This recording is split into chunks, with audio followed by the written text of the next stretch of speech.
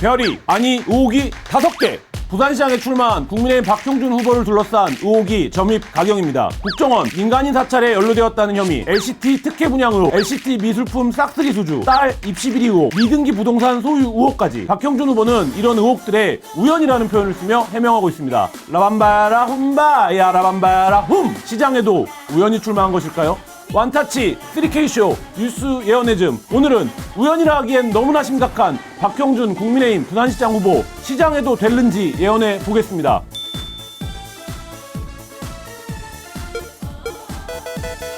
우야호!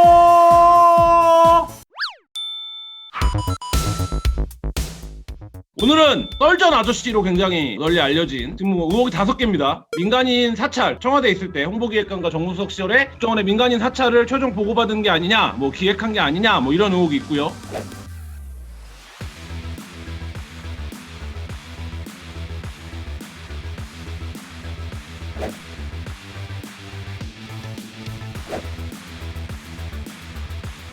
LCT를 같은 날 두 채를 구입했는데 민주당에서는 이제 용의 눈이다, 로얄틱이라는 표현만으로 부족한 것 같아요. 남들은 막 프리미엄 1억씩 주고 사는데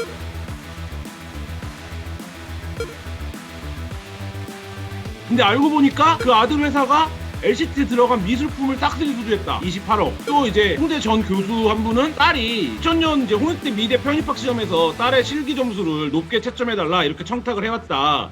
그 과정에서 울기도 했다. 이런 이제 미등기 부동산을 소유하고 있는 오늘 선관위 고발도 됐는데 이 의혹이 5개입니다. 한겨레가 보도한 바에 따르면 예비 경선하고 서울시장 후보로 확정될 때까지도 교수직을 갖고 있었다고 하는데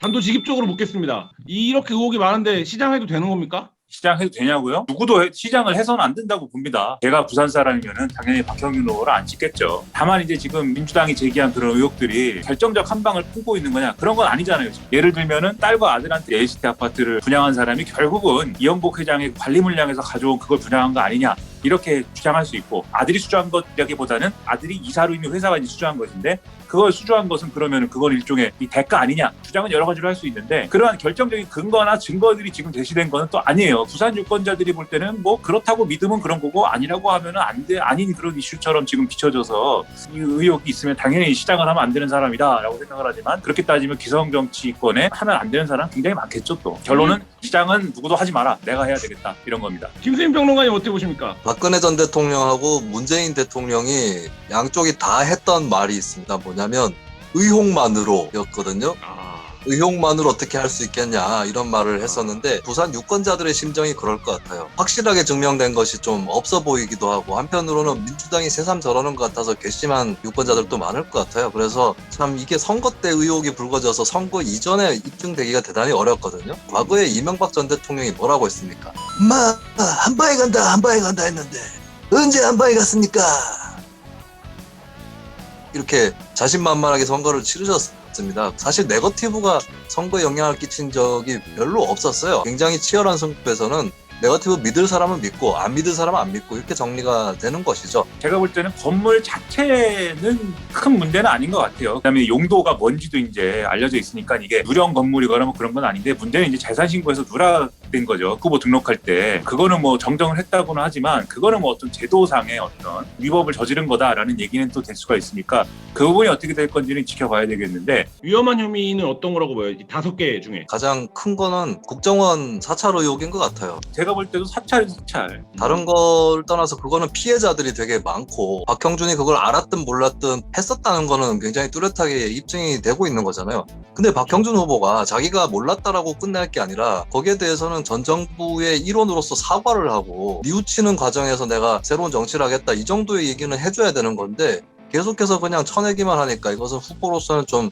자질의 문제가 있다라고 보여집니다. 개인적으로 가장 관심 있고 흥미로운 거는 홍대 미대 입시죠. 왜냐하면 시험 자체를 안 봤다고 하고 있으니까 깔끔한 데스매치로 가는 것이 아닌가. 김민하 평론가 어떻게 보십니까? 이거는 이제 학교에 확인만 하면 1분이면 확인할 수 있는 거 아닙니까? 폭로하신 분은 자기가 원래 잘 아는 교수님이 불러가지고 가보니까 박형준 후보 배우자가 있었고 딸하고 있었고 이거 한 번만 좀 붙여주십사 했고 그런 부탁을 받았고 그 다음에 실기 채점하러 들어갔는데 자기가 잘 아는 교수님이 이거는 높은 점수 줘야 된다라고 해서 그건 높은 점수 줬다라는 거잖아요. 지금 여기서 핵심 고리는 뭐냐면 이 교수님이잖아요. 이분이 지금 이 세상 사람이 아닌 거잖아요. 돌아가셨죠. 네. 여기에 또 하나 같이 걸려있는 게 2008년도입니까? 수사를 하려고 검찰이 수사를 했는데 수사를 하다가 덮었다는 거 아닙니까? 결국 청와대의 어떤 압력이나 이런 것들 때문에 교수가 그렇게 주장하고 있죠. 검찰이 예를 들어 수사를 하다가 그렇게 덮었다라는 걸 또 증명할 수 있는 건 또 없어요. 네, 그래서 이것도 참 어렵다 제 생각에는. 어쨌든 의혹이 많아요. 왜 근데 압도적으로 이제 지지율 1위를 달리고 있는 걸까요? 약간 순서가 바뀐 것 같은데 압도적으로 지지율이 높기 때문에 보호되는 거겠죠. 그 선거 때 이게 부랴부랴 잘 안 먹혀요. 진짜 나쁜 정치인 있으면 평상시에 조져놔야 됩니다. 헛발질하도록 유도해가지고 진실을 밝혀내고 이렇게 해야 되는데 선거 때는 이 스텝들이 작동을 안 하고 유권자들도 판세에 관심이 있지 그 후보의 됨됨이에 대해서는 어느 정도의 판단을 내려놓은 상태거든요. 그것을 유권자가 갑자기 뒤집기가 어렵습니다. 그 말씀도 옳고 진보 보수의 차이 뭐 그런 것도 있는 것 같아요. 진보라고 하면은 뭔가 좋은 태도로 세상을 살아왔기를 바라게 되는데 그렇지 않다라고 했을 때 이제 느껴지는 배신감이 있는 것 같은데 근데 보수가 이제 과거에 좀 그렇게 지저분하게 뭐 살았다라고 하면은 사실 뭐 그런가 보다 하잖아요. 왠지 기득권이라는 이미지가 있으니까 그거에 의한 차이도 있는데 사실 박형준 후보는 운동권 스타였습니다. 옛날 운동권 잡지 같은 거 근데 이렇게 딱 보는데 박형준 이렇게 딱 나왔더라고요. 과거엔 진보 정당에 가까운 활동도 했지만 어쨌든 이명박 정권에 어쨌든 몸을 담으면서 그렇지 않은 사람으로 이제는 비춰지게 된 거잖아요. 그러한 어떤 여러 가지 지저분한 문제들이 조명 안 되는 그런 이제 맥락도 있고 마지막으로 부산 시민들의 마음도 있는 것 같아요. 사실 부산 시민들의 마음은 앞으로 부산 경제가 어떻게 하면 살아날 수 있을 거냐 여기에 좀 더 초점을 많이 맞추고 있는 것 같아서 후보들이 갖고 있는 이런 결점 이런 것들은 크게 뭐 결정적 변수가 되겠느냐 뭐 영향이 없진 않겠지만 그 부분에서 보면 민주당과 김영춘 후보 억울할 수도 있는 게 지금 이제 여론조사를 보다 한 40% 정도가 제일 중요한 변수는 경제다 부산은 이렇게 꼽고 있더라고요. 대통령이 직접 이제 가덕도까지 가서 가덕도 우리가 한다. 그거를 더 할 수 있는 실력자로 보이는 김영춘이 아니라 이제 부산에서 교수밖에 한 게 없는 박형준이 지지가 더 높은데 개발론이 안 먹히고 있는 형국인데 뭐 요건 어떻게 보십니까? 영남 지역 개발론의 특징이 있는데요. 두 가지의 축이 있어요. 한 가지는 여당 쪽을 좀 밀어줘서 우리가 개발을 따내자. 근데 이것은 대구 경북보다는 부산 경남이 훨씬 셉니다. 민주당 지지율이 원래 높고 PK 출신 정치인들이 민주당에 꽤 많기 때문에. 근데 두 번째로는 이게 영남 전체적으로 갖고 있는 특성인데 우리가 민주당 정권을 한번 쳐가지고 따내자. 반대축으로 우리가 자리를 잡으면 몸값을 더 올릴 수 있다라고 하는 그런 계산이 한편으로 있는 거죠. 2017년 대선을 민주당이 이겼습니다. 부산 경남에서도 사실상 이겼다고 봐야 되고 2018년에는 대승을 했죠. 쭉 부산 경남에서 민주당이 성장 가도였었거든요. 내년 대선 같은 경우는 부산 유권자들도 갈등이 많을 거예요. 한 번 더 이쪽을 밀어줘가지고 뭐 따내봐? 아니면 야 갈아엎는 쪽으로 서자. 이 둘 사이에 굉장히 고민이 많을 건데 내년 대선에 비해서는 이번 보선이 부산 유권자 입장에서 좀 더 쉬운 선거입니다. 부산시장의 임기는 1년이거든요. 신공항은 신공항대로 따내고 민주당은 안 뽑아주고 내년에 대선 있고 지방선거 또 있어. 민주당 더 열심히 해봐. 이렇게 되는 거죠. 가덕도 신공항이 뭐 결국 정부 여당이 추진하는 거니까 그 긍정적 영향이 뭐 없다라고는 보지 않아요. 저는 그 긍정적 영향이 얼만큼 충분히 이제 뭐 예를 들면 득표로 연결되는 거냐 이런 문제가 이제 남아 있는 거겠죠. 근데 그 맥락을 이제 살리지 못하고 있는 거고 여당은 그냥 가덕도 신공항 짠 했습니다. 우리를 뽑아서 이걸로는 안 되는 거죠. 이것에서 파생되는 이게 지지 논리가 추가로 제시가 돼야 되는 건데 김수희 평론가 말씀대로 이제 지방 정서라는 게 또 있는 거죠. 우리를 무시하지 마라. 네? 서울의 경우에는 부동산 가격이 오르고 이런 거는 나의 피부로 느껴지는 어떤 고통이잖아요. 그렇기 때문에 정말 이렇게 가면 안 돼가지고 내가 서울시장을 뭐 다른 정당을 뽑아야겠어 이런 논리지만 지방은 우리를 무시했다라면 무시하지 못하게 한번 또 힘을 보여주는 수밖에 없지 뭐 이런 정서인데 지금 이제 부산의 정서가 이제 그런 정서인 것 같아요. 이렇게 무시당하고 있다. 화난 이유가 근본적으로 뭐라고 보십니까? 무시한 적은 없잖아요. 우리가 부산 사람들을. 추신수도 돌아왔고 막 이런데.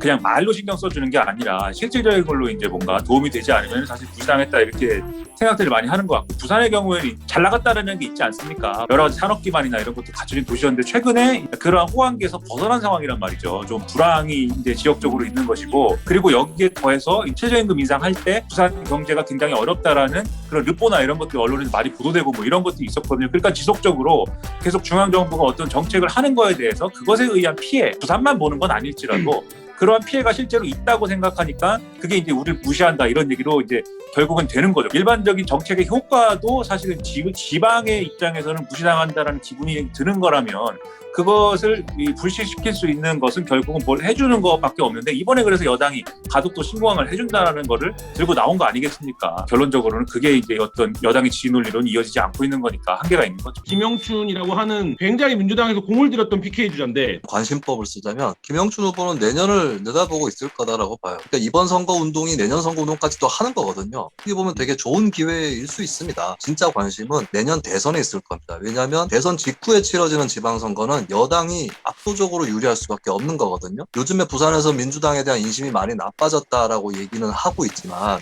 만약에 민주당이 정권을 재창출하게 된다. 여당 위주의 선거가 내년 지선이 되는 거고 김영춘 후보는 자동으로 유력한 주자 반열에 오를 수도 있는 거거든요. 그런 걸 봤을 때는 이번에 크게 지지 않는 이상은 굉장히 애달아하지는 않을 거다라고 봅니다. 민하평론가 어떻게 보십니까? 김영춘 후보한테는 약간 미안한데 박형준 후보만큼 스포트라이트를 받은 인물은 또 아니잖아요. 정치에 관심 있는 사람들은 이제 알죠. 김영춘 후보 알고. 예를 들면 박형준과 김영춘 둘을 놓고 만약에 비교하라고 봤을 때는 이게 약간 성의 문제처럼 보이기도 하거든요. 국민의힘은 어떻게든지 간에 박형준이라는 나름의 잘 알려진 인물과 서울 사람들도 다 아는 사람 데려왔는데 김명춘은 그런 카드까지는 아니지 않느냐. 그러면 예를 들면 더불어민주당이 그럼 김영춘 아니면 뭐 누가 나갔어야 되느냐. 이렇게 물어보면 그게 답이 또 없지 않습니까? 이런 맥락에서 사실은 나온 것이기 때문에 부산 유권자들이 볼 때에도 그것은 더불어민주당이 이 부산 경남에 갖는 어떤 한계랄지 이런 걸 또 보여주는 것처럼 느껴진단 말이에요. 김영춘 라임은 어떻게 보십니까? 김영춘이 2억 안 받았다고 그러고 지금 고발했는데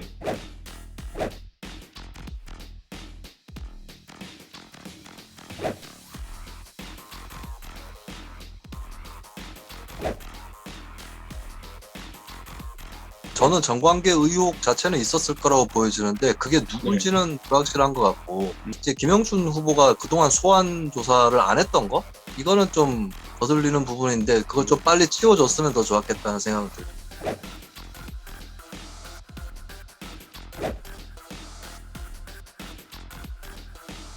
자, 예언에 들어가겠습니다. 지난주 예언은 제가 이긴 거 아닙니까? 29일 투표용지가 이름이 들어갈 사람은 누굽니까? 안철수. 바꿀게요. 오세훈입니다. 오세훈, 안철수, 전 둘 다 있다.